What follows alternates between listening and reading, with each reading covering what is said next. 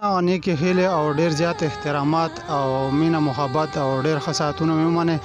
ملګرو نن هم بیا په مازدیګر کې د ستاسو دپاره چې کومو خلکو غوښتنې کړې وې چې باسط استاد سره پروګرام وکړي نو راغلي یو او باسط استاد په خپل پروګرام کې ورته په ډېر په درناوي هرکلی ویم. ډیره مننه کوم جی، ډیره شکریا ادا کوم.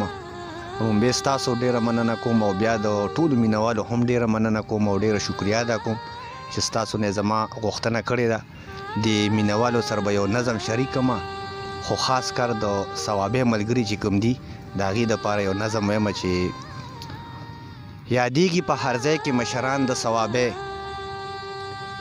یادیږي په هر ځای کې مشران د ثوابه، بېشانه ښکلي ښکلي دي ځوانان د ثوابه. مننه. یادیږي په هر ځای کې مشران د ثوابه، بېشانه ښکلي ښکلي دي ځوانان د ثوابه. پوهیږي په دوستۍ باندې د سیل مې ننګیالي دي، پوهیږي په دوستۍ باندې د سیل مې ننګیالي دي، ما ځکه زیات ساتلي دي یاران د ثوابه.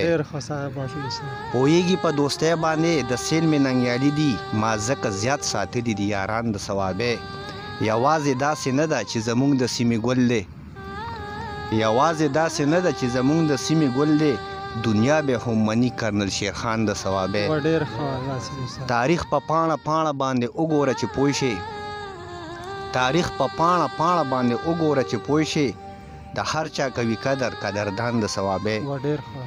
تاریخ په پاڼه پاڼه باندې وګوره چې پوه شي، د هر چا کوي قدر قدردان د ثوابه. په زړه کې عجزي ده، په زړه کې عجزي ده خوی لري د عجزانو، په زړه کې عجزي ده خوی لري د عجزانو، خانچرې ځان ته نه وایي خانان د ثوابه.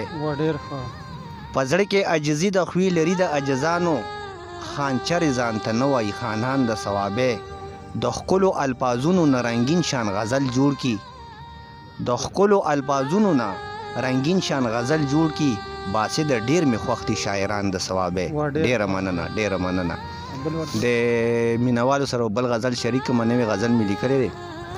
د غزل کې دی وایي چې نیمګړی نیمه خواز د هجران په غیږ کې مرمه، نیمګړی نیمه خواز د هجران په غیږ کې مرمه، ارمان زما قتلیږي د ارمان په غیږ کې مرمه. خاموشه خاموشي د یاران نه ښکاري نظر کې، خاموشه خاموشي د یاران نه ښکاري نظر کې، سالګی ځان نه وهم د بیابان په غیږ کې مرمه. یوه یوه خبره د بچو مې په زړه لیکته، یوه یوه خبره د بچو مې په زړه لیکته، د ډیر غربت د لاسه د خفقان په غیږ کې مرمه.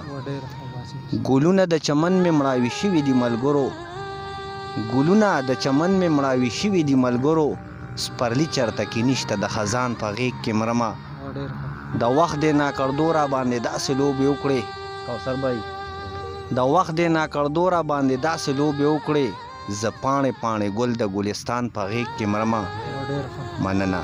باسط یا حسینواله بې دیدنه ترنه لاړم، باسط یا حسینواله بې دیدنه ترنه لاړم، زړګی مې ډېر خوږېږي د تاوان په غیږ کې مرمه.